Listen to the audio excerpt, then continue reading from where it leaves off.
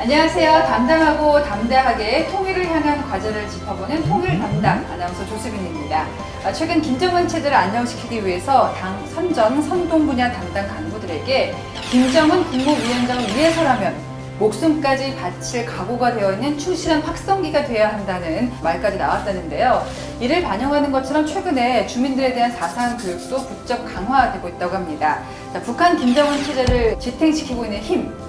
오늘은 북한의 선전 선동에 대해서 이야기 나눠보겠습니다. 정원희 강원대학교 통일강원연구원 선임연구원님, 안녕하세요. 안녕하세요. 네, 그리고 최윤서 씨 나오셨습니다. 반갑습니다. 네, 윤서 씨는 대한민국 온 지 얼마나 되셨어요? 저 지금 3년 지나서 4년차 되고 있습니다. 그러면은 나는 파릇파릇한 새내기. 네. 그죠?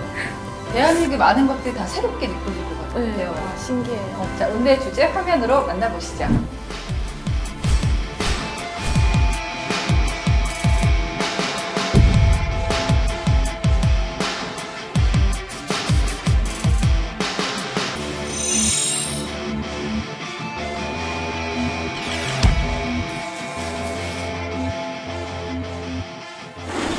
연구원님은 국내 최초로 북한의 선전 선동에 대해서 박사 논문을 썼다라고 제가 들었는데요.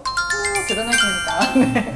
북한의 선전 선동이다. 저는 선전하고 선동이 일단 비슷한 단어처럼 들리거든요. 의미에 어떤 차이가 있나요? 네, 사실 선전선동이라는 거는 소련에서 이제 레닌이 처음 얘기를 이렇게 규정을 따로 했고요. 네. 사실 선전선동이라기보다는 선전, 그러니까 영어로는 프로파간다라는 말로 통칭해서 주로 사용을 합니다. 네. 예, 북한에서는 이제 소련의 영향을 받아서 선전과 선동을 구분해서 사용을 하고, 특히 선전 중에서도 선동의 의미를 추가해서 이제 하고 있다고 볼 수 있겠는데요. 북한에서 선전 사업이라고 하면 당 사상 사업의 가장 핵심이 되는 부분으로 수령의 어떤 사상이나 이론, 또 당의 정책이나 노선을 또 논리정연하게 전달하는 그런 행위이고요. 네. 선동이라고 하면 그 대중의 심금을 울려서 이들이 당 정책으로 직접 추동하도록 이끄는 그런 정의를 하고 있습니다. 저희가 북한 화면 같은 거 보면 유난히 우는 장면이 많이 나오거든요. 그런 것도 그런 영향이겠네요. 네, 그건 선동되었다라고 볼 수 있겠죠. 윤서 씨는 어때요? 그런 게 좀 익숙한 단어들인가요? 네, 뭐 강연회 학습해가지고 네. 일주일에 한 2번, 3번씩 계속 이제 모여서 세뇌받다 보니까 네, 거의 뭐 계속 듣던 얘기죠. 어른들은 실제 오시던데 그 이해가 잘 안 되긴 하거든요, 저도. 네, 저희 또래는 안 울어본 적 있어요? 아니요, 지금 왜. 자, 궁금한 게요. 북한뿐 아니라 러시아나 중국에서도 뭐 시진핑, 뭐 푸틴 이런 사람들을 미화하고 굉장히 찬양한단 말이에요. 이것하고 북한에서 하는 선전 선동 방식은 뭔가 좀 다른가요? 사실 북한에서 하는 선전선동의 방식이 굉장히 그 다른 사회주의 체제랑 많이 닮아 있어요. 소련의 스탈린이나 네. 중국의 마오쩌둥, 루마니아의 차우셰스쿠, 알바니아의 호자 이렇게 많은 그런 지도자들이 있는데요. 거기에 대해서 거의 우상화 현상이 북한에서도 동일하게 나타나고 있는 것 같아요. 네. 다만 북한에서는 계속 오랜 기간 동안 3대에 걸쳐서 그게 지속되고 있다는 점이 두드러지는 것 같고요. 거기는 다 단계 끝났잖아요. 네. 그리고 그 우상화하는 수준에 있어서도 굉장히 일괄적으로 굉장히 광범위하게 극단적인 형태로 나타난다는 점이 특징적인 것 같습니다. 극단적이다. 네. 기억에 남는 에피소드가 있으세요? 어느 정도까지 내가 우상화 교육을 받아봤다. 그 당연히 이제 어릴 때 처음 배우는 노래가 김일성의 어린 시절에 대한 노래고요. 그리고 한글 북한에서 이제 조선말이라고 하는데 그거 배울 때 처음 썼던 게 뭐 김일성 장군님 고맙습니다. 엄마 아빠보다? 네, 저희는 그걸 제일 처음으로 배웠어요. 뭐 그랬는데 그다 쓸모없고 네, 방송 프로그램을 하는데 뭐 어떤 누이거치 농장 그런데 이제 김정일이 딱 갔는데 여기서 맛있는 냄새가 난다 그렇게 말했대요. 근데 그 직원이 그 나중에 알고 봤는데 걔가 엄청 고플 때 그 누이거치 냄새를 맡으면 이제 거의 맛있는 냄새처럼 느껴지더래요. 그러면서 우리 장모님께서 얼마나 힘드셨을까 배고프셨을까 막 이러면서 TV에서 나오는 거예요. 근데 막 한국에 와서 막 책을 봤는데 일본인들 이러다 막 그 상어알 뭐지? 캐비어? 네. 이거 막 먹었다 하고 하니까 근데 북한에서도 어릴 때는 믿었는데 나이 들고 나서는 안 믿어요. 나이 들면 지금도 어리거든요? 몇 살 때부터 안 믿기 시작했어요? 중학교 때니까 막 13살, 4살 그때부터. 우리랑 똑같은 거예요. 중2 되면 부모가 안 믿잖아요. 그쵸? 과거 김일성, 김정일 시대 선동 기법이 있었고 김정은 시대로 오면서 좀 선전, 선동 방식이 좀 크게 달라졌습니까? 어떻습니까? 사실 크게 봤을 때는 이제 정치 사업의 선전선동이 가장 핵심적인 부분이기 때문에 이렇게 막 큰 변동이 있지는 않아요. 일괄적인 형태로 일단 계속 지속이 되고 있고요. 백두혈통 강조하고. 네, 맞습니다. 뭐 지도자 우상화나 혹은 지도자의 업적이나 뭐 생애에 대한 학습하고요.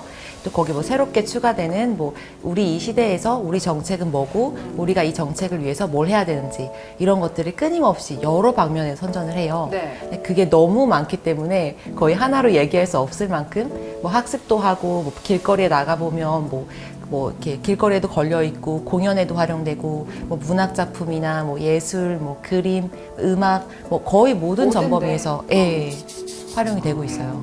근데 요새 컴퓨터나 휴대폰 사용 증가가 늘었으니까 그게 어려울 것 같은데 어떤가요?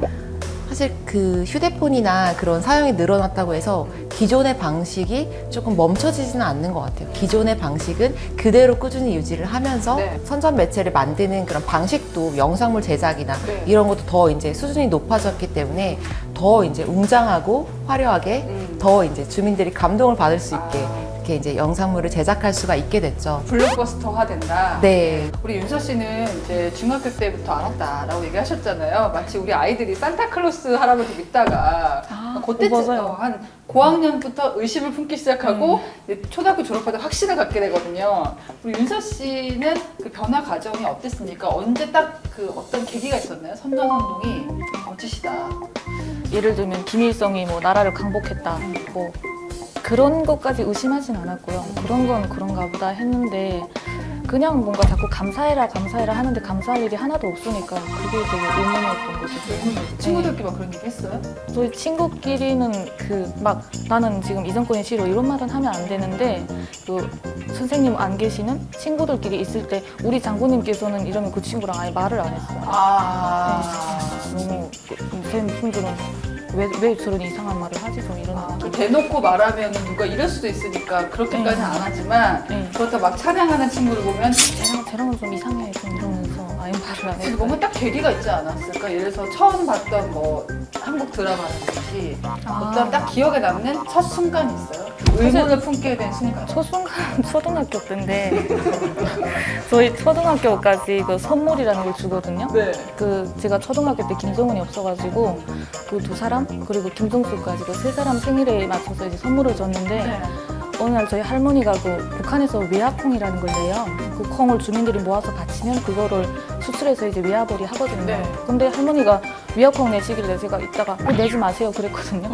그랬더니 할머니가 그냥 그걸 먹고 싶은 거예요, 제가. 그래가지고 외화콩 내지 마세요. 그러니까 할머니가 이 외화콩을 내야 그거를 설탕을 사다가 너희 선물을 준다 이러는 거예요.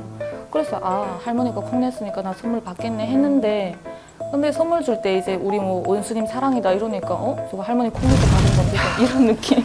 똑똑해.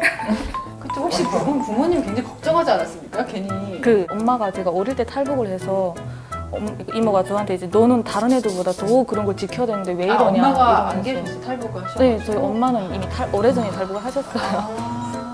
어떻게 보면 제가 무심결에 엄마 영향을 받았는지도 모르겠어요. 우리 입장에서 깨어있는 시민인데 부모님 입장에서는 네. 집안 말아먹을 것 같은 거죠, 분위기가. 최근에 북한에서 유튜브 채널을 좀 많이 개설을 했었어요. 혹시 보신 적 있어요? 네. 근데 저는 가짜라는 거 알면서도 코미디 영화처럼 봤어요. 근데 구글이 결국 폐쇄를 하긴 했는데 사실 그거 보고 믿는 사람은 거의 없었을 거예요. 그런데도 북한은 왜 이런 채널을 만들었을까요?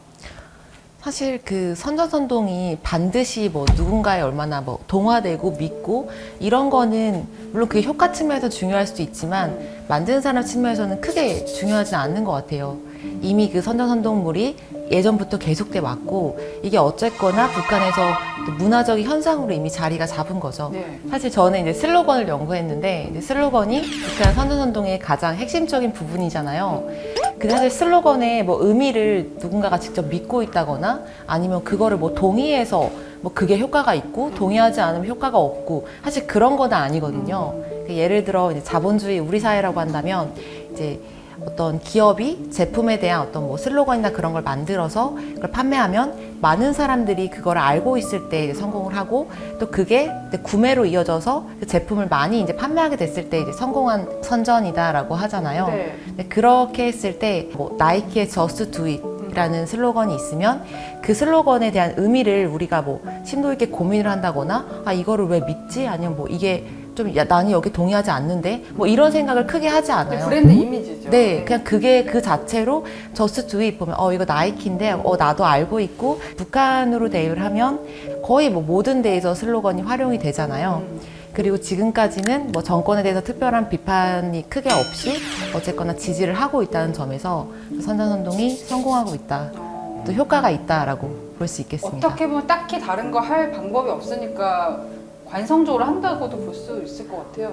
어쨌거나 정권이 그런 힘을 과시를 하는 거죠. 우리 그걸 아직 내보이면서 북한 주민들이 슬로건을 비롯해서 어떤 선전물들을 보고 아 북한은 체제가 아직까지 건재하고 네. 어쨌거나 이렇게 좋은 일을 계속 하고 있구나라는 그런 안심을 하고 예. 그런 인정을 할 수 있게 되는 거죠.